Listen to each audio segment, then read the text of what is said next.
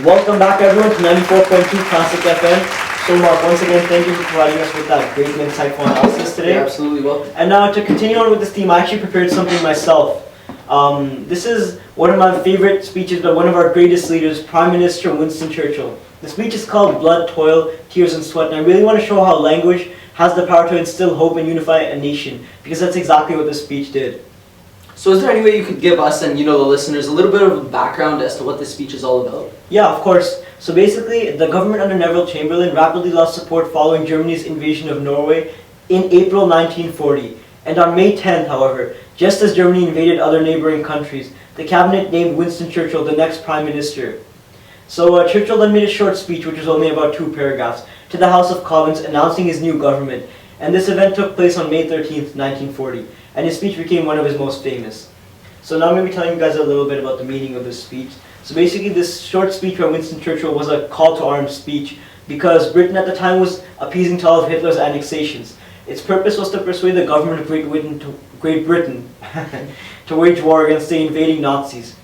Now, not only did he want to wage war, but Churchill also wanted to unite the nation together and win the war in the end. And the speech that Winston Churchill orated instilled huge inspiration and hope in the lives and citizens of Great Britain and led them from the verge of defeat to victory.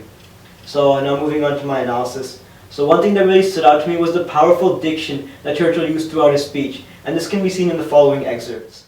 Representing the united and inflexible resolve of the nation to prosecute the war with Germany. It was the evident wish and will of Parliament and the nation that this should be conceived on the broadest possible basis, and that it should include all parties, both those who supported the late government and also the parties of the opposition. So let's first analyze Churchill's vocabulary. So the word inflexible is usually used to describe tangible objects, for example, inflexible armor. But here, inflexible is describing a resolve.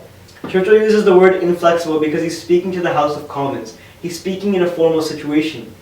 If inflexible were changed to, let's say, stubborn, the tone and connotation would change from firm to demeaning, from a positive resolve to an inadequate resolve, because stubborn is associated with negativity. And speaking of tone, Churchill uses a serious tone to address a fearful audience, and to show his dominance and capability as Prime Minister, and to unify the nation and wage the war and win the war. Secondly, he states that should be conceived on the broadest basis. We can ascertain that Churchill's diction is not aggressive, instead it's formal and assertive. The formal diction reinforces the austerity of the situation in the United Kingdom during World War II. It portrays him as a well-educated and informed Prime Minister, so the deliberate choice of words is used to successfully inspire citizens and to boom confidence in the new government. And lastly, to convince them that as a united nation, regardless of the party in power, Britain will prevail over Germany in the war.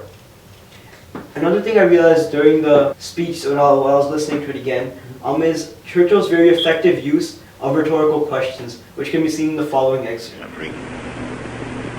You ask, what is our policy? You ask, what is our aim? So here Churchill gets across his message by provoking thought in the minds of the reader, and the minds of the listeners.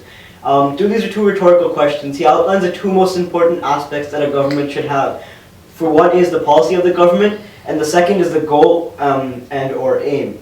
Now, and he also, one thing he does is he candidly answers these questions with simplicity, which is very important. Now, Mark, imagine yourself living in Britain during World War II. Fear consumes your body, as enemy warplanes can bomb your entire town at any given time. But the new government, led by Winston Churchill, just made a speech in the House of Commons. What stood out the most were his questions. He said, do you ask what is our policy, or what is our aim? He then tells you that Britain will wage war and achieve victory, and there's still hope left in the country. You will feel motivated and supportive of all his actions. When the entire country is left in vain, the citizens will cling on to any source of inspiration or hope. The greatest at that time was Churchill. His rhetorical questions successfully conveyed the purpose of his speech. First, to wage war, which is the government's policy, then to achieve victory through unity, which is the government's aim. It reveals that Churchill has a clear vision that brings individuals into a focused and driven purpose. One other thing I noticed was that Churchill's use of parallelism was very important in the speech. And I'm going to play two of these really small excerpts and you can see that through them. I would say to the House, as I said to those who've joined the government, I have nothing to offer but blood, toil, tears, and sweat. An answer in one word: victory. Victory at all costs. Victory in spite of all terror. Victory however long and hard the road may be. For without victory there is no survival. Let that be realized. No survival for the British Empire. No survival for all that the British Empire stood for. No survival for the urge and impulse of the ages. Now Churchill uses parallelism in his speech to create a long-lasting memory in the listener's mind. Through parallelism, he emphasizes on words such as victory and survival. By doing this, he wants to highlight that there is still hope to be victorious in the war, but he contrasts victory with death and no survival. Having shown parallelism for both victory and no survival, it is very difficult for a citizen to pick the latter.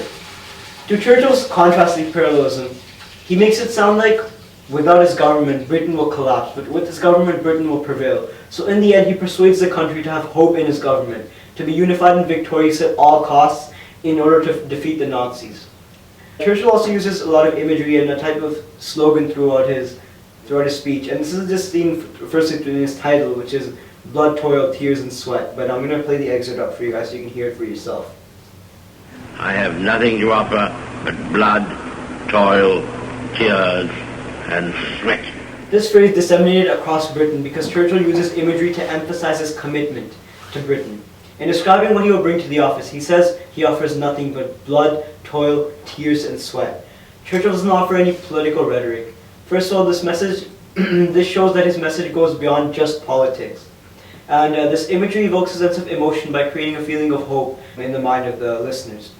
He wants the citizens to know that he is dedicated to serving his country.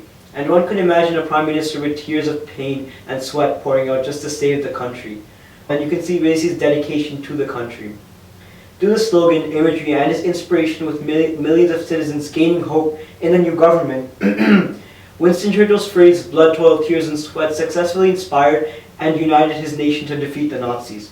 Now let's talk about the context of this speech. Context plays an important role in shaping this text because this speech was ordered in 1940, in the time of World War II. In historical context, every citizen in Britain was despondent and in fright. But it wasn't the economic or political issues like today that were feared by the citizens. They feared for their safety, mainly due to the Nazis. Because it was in the time of World War II, Churchill used resolute words like, All of the most grievous kind. Come, then, let us go forward together with our united strength. It is to wage war by sea, land, and air with all our might. Victory at all costs. and he did this to help rectify the hopeless situation in Britain by offering all his fervor to save the dim country from a monstrous tyranny. The context of creation, so the audience to which he was speaking to, is important to analyze as well here. The main purpose of this speech is not only to entrust the new Churchill government by spreading unity, but also to wage war and seize the appeasement of Hitler's conquests. This speech was orated on his very first entrance into the House of Commons as Britain's new Prime Minister, and it was about waging war. Today in our society, citizens want serenity. If David Cameron says he wants war with Germany, he'd be kicked out of office immediately. Our context of inspiration of this text would deem it to be outrageous and politically incorrect, but waging war in 1940 was beneficial for Britain to gain peace, or else who would know where Britain would be today? So, to end it off, the audience and purpose affected the structure and content of this text. The citizens of Britain were hopeless, while Churchill's purpose was to wage war and unify his nation. This is why Churchill structured his content in his speech in a way that would benefit everyone in Britain. He said he will defeat Hitler. He said Britain will be victorious. He ended his speech in a hopeful manner.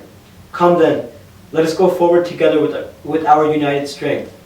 Therefore Churchill spoke in an optimistic tone, offering nothing but his blood, toil, tears, and sweat to uplift the hope and confidence in the nation. Churchill's persuasive language eminently portrays his belief and attitude toward uniting the nation and winning the war. He first states that Britain has had many long months of struggling and suffering, and he states that there will be no survival without victory. He talks about the losses and hardships faced by his country, but then he says having hope in Churchill's new government, this country will be victorious and united with strength. Language is power is also delineated by his use of propaganda. His goal to wage war against a monstrous tyranny never surpassed in the dark and lamentable catalogue of human crime. He portrays Hitler as a monster who incessantly commits crime. So he provides one solution without technicalities. He said, "It is to wage war by sea, land, and air, with all our might, and with the strength that God can give us." This sparks hope in the lives of the citizens because there's only one thing that the government can do. It can unite the nation and win the war. Churchill makes it seem so simple throughout his speech, and in the end he successfully wins over the confidence of the citizens and unites them together to wage war against the Nazis and win it in the end. Well folks, that's all for today. Once again, thank you to Mark. And thank you to Peter.